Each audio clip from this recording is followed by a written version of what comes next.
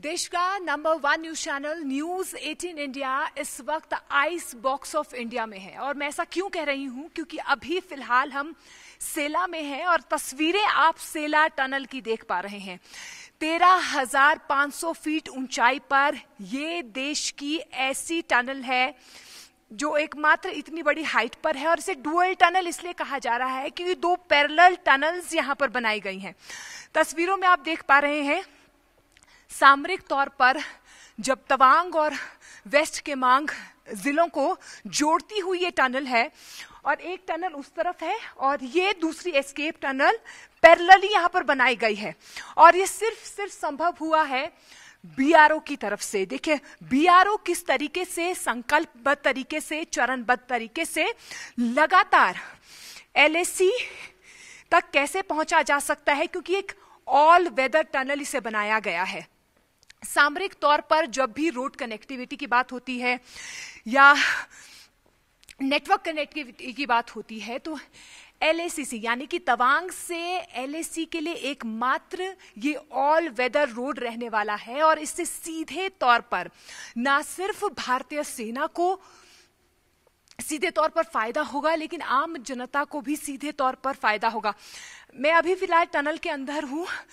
Tunnel का तापमान -degree में है, आप समझ पा रहे हैं। इसीलिए मैं इसे कह रही हूं क्योंकि ये फ्रोजन जोन है। और इन्हीं परिस्थितियों में बीआरओ रात दिन 365 दिन लगातार संकल्पबद्ध तरीके से इस टनल को पूरा करने का काम कर रहा है। देखिए 2017 से इस पूरे टनल को तैयार करने का काम शुरू हुआ था। 2019 में प्रधानमंत्री नरेंद्र मोदी ने इस टनल की आधारशिला रखी और अब ये टनल यानी कि ये सेला टनल अब अपने अंतिम दौर में है, अंतिम चरण में है, निर्णायक दौर में है।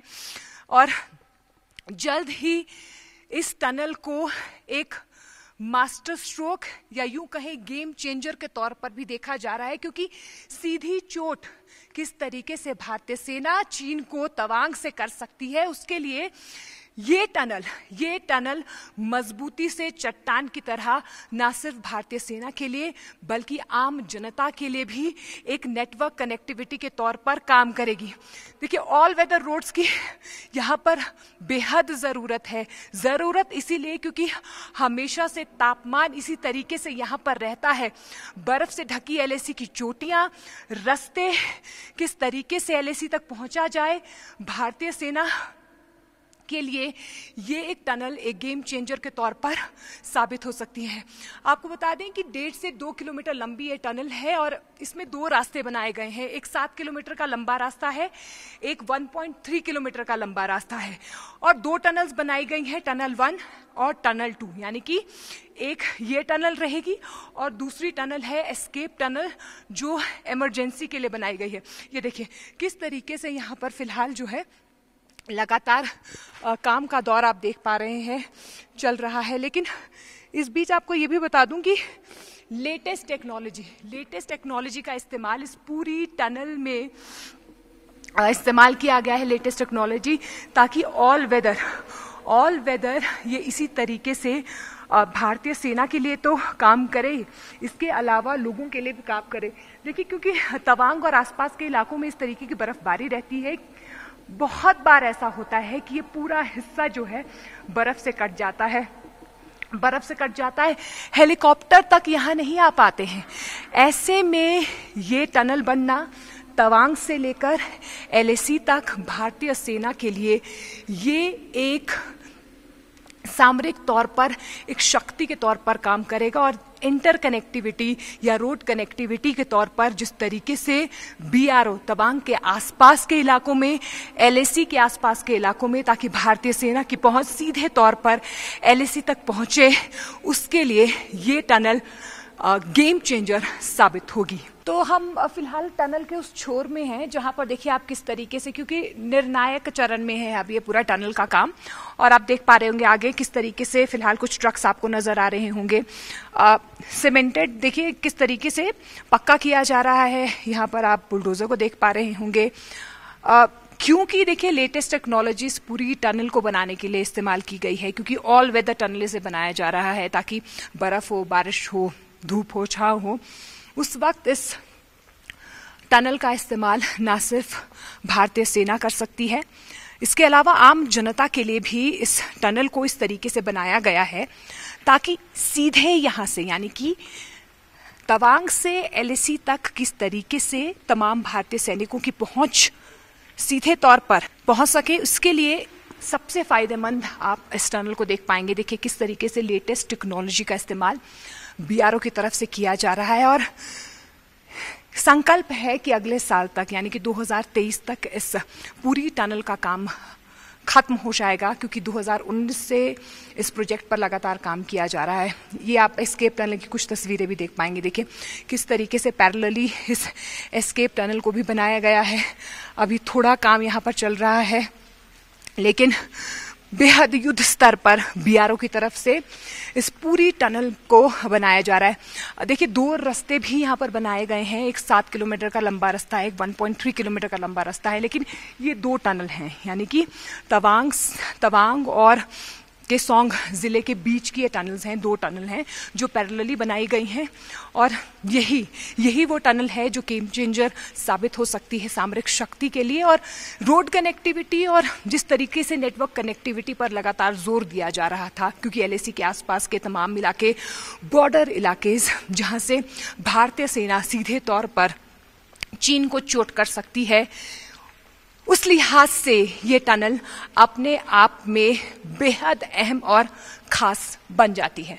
भारतीय सेना तो बॉर्डर पर चट्टान की तरह डटी हुई है, लेकिन रास्तों की अगर हम बात करें या रोड नेटवर्क कनेक्टिविटी की अगर लगातार हम बात करें तो बीआरओ भी युद्ध स्तर पर लगातार काम कर रहा है। और सेना टनल की हम तस्वीरें आपको इसलिए दिखा रहे हैं क्योंकि ये अपने आप में इसलिए भी खास हो जाती हैं क्योंकि दुनिया का ये सबसे ऊंचा टनल होगा। 13,500 फीट पर यह टनल बनाया गया है। डुअल टनल, देश का दुनिया का ये पहला ऐसा टनल होगा जो डुअल टनल होगा। और सामरिक तौर पर देखिए सैन्य शक्ति लगातार भारतीय सेना की बढ़ती जा रही है, लेकिन सामरिक तौर पर आपको कनेक्टिविटी अगर बढ़ानी है तमाम बॉर्डर एरियाज की, तो आपको इस तरीके से ऑल वेदर रोड्स की बेहद जरूरत है। क्योंकि देखिए हाई टेक्नोलॉजी का इस्तेमाल इस पूरी टनल में किया गया है, क्योंकि ये एक ऐसा इलाका है जहां पर तापमान हमेशा से शून्य में रहता है।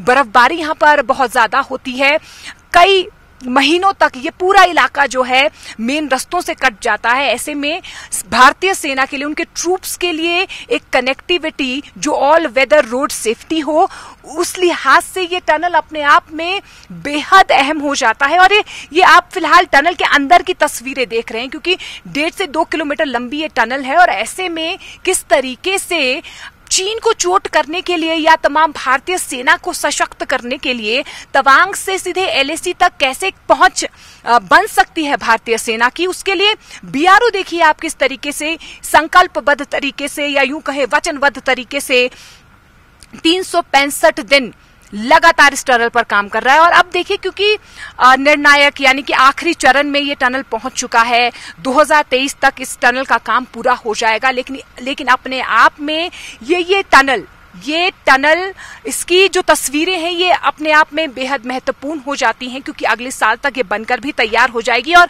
जिस तरीके से एक सामरिक शक्ति की हम लगातार बात करते हैं, भारतीय सेना के लिए ऑल वेदर रोड्स की बात करते हैं, कनेक्टिविटी की बात करते हैं, उस लिहाज से अपने आप में ये टनल बेहद अहम हो जाता है। न्यूज 18 इस वक्त 13,500 फीट ऊंचाई पर खड़ा हुआ है। मैं फिलहाल आइस बॉक्स ऑफ इंडिया यानी कि सेला में हूं और मेरे ठीक पीछे आप सेला टनल देख पा रहे हैं। ये दुनिया की सबसे ऊंची डुअल टनल बनाई गई है। लेकिन पहले आप तस्वीरें बाहर की देखिए, वो देख रहे हैं आप ऊंची ऊंची चोटियां और बर्फ से ढकी ये चोटियां हर साल इसी तरीके से सेला पास के आसपास रहती हैं। तापमान हमेशा -डिग्री में रहता है।